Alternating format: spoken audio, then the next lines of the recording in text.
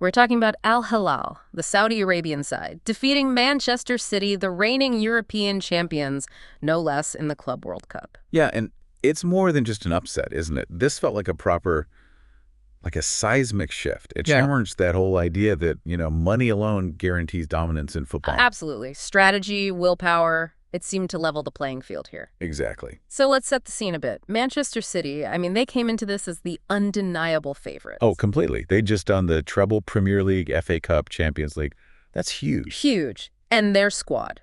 Erling Haaland up front, Kevin De Bruyne pulling the strings in midfield, Bernardo Silva. Yeah. Just star power everywhere. You really couldn't bet against them on paper. But then you had Al Hilal, okay, yes, backed by significant investment, top-tier facilities. Right, but it wasn't just about spending.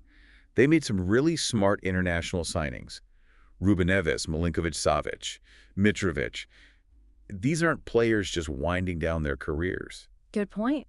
They came with intent, like they wanted to prove something about the Saudi Pro League itself. They absolutely did. They were signaling, we're not just a retirement league, we're building something real here. And boy, did they show it on the pitch. From the get-go, Al Hilal looked sharp, disciplined, really focused. That was key. The tactical discipline was impressive. And the midfield battle, that's usually City's territory, where they just dominate possession. But it didn't quite work out that way, did it? No, it was fascinating. Ruben Neves in particular seemed to just boss the tempo. Yeah. He was dictating play, making City react rather than initiate. How did he do that? Was it just work rate or something more tactical? It was smart pressure.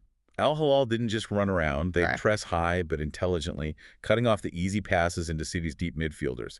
It forced City into, less comfortable options, longer balls maybe. Right, and Aldasari's pace seemed to cause problems too. Yeah, stretching the defense, creating space. And that first goal, classic example. Swift counterattack, bang. Mitrovic finishes it clinically. And defensively, City threw a lot at them, surely. They did, but Al Hilal held firm. Koulibaly was immense at the back, like a wall. And their goalkeeper pulled off some, frankly, world-class saves. Kept them in it when needed. Okay, so the game's tense, City are pushing, and then comes the defining moment. That second Al Hilal goal around the 78th minute. Oh, yeah. That was the moment. You could just feel it. The crowd went absolutely wild. Commentators sounded stunned. It wasn't just sneaking a win. It felt like they'd properly outplayed City by then. It did. It really hammered home that this wasn't a fluke. They deserved it on the day. That goal sealed it psychologically, too. And the symbolism of that final whistle, it went way beyond just 90 minutes, didn't it? Hugely symbolic. Yeah. It shattered that oil money stereotype, or at least challenged it hard. This wasn't just about buying success. It showed tactical nous, elite coaching, and players completely buying into a winning mentality. It gave the Saudi Pro League a kind of legitimacy you just can't get from press releases or, big budget announcements. Exactly. This was proof on the pitch against the best in Europe. And the reaction online must have been instant. Oh, meltdown is the word. Social media exploded. You saw pundits, guys like Rio Ferdinand, Gary Neville, people who've seen it all just looking genuinely shocked on air. They admitted they were stunned, right? Didn't see it coming at all. Nope. And that says a lot. It shifts perceptions. So what are the ripple effects here? How does this change things going forward? Well, for one, European clubs might start looking at Saudi teams differently, not just as a market to sell players to, but as, genuine competition. As potential rivals on the global stage. Potentially, yeah.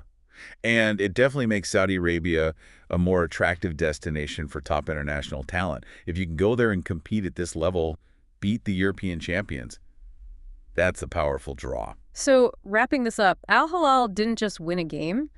It feels like they might have actually altered the course of football history in a way. It certainly feels significant. Maybe this is just the start, That gap between the established leagues and the emerging ones, it's definitely shrinking. The future feels a bit more unpredictable, more open. It really makes you think, doesn't it? When you see passion and strategy overcome established power like that on a football pitch, what does it signal about wider shifts happening globally, beyond sports, something to mull over?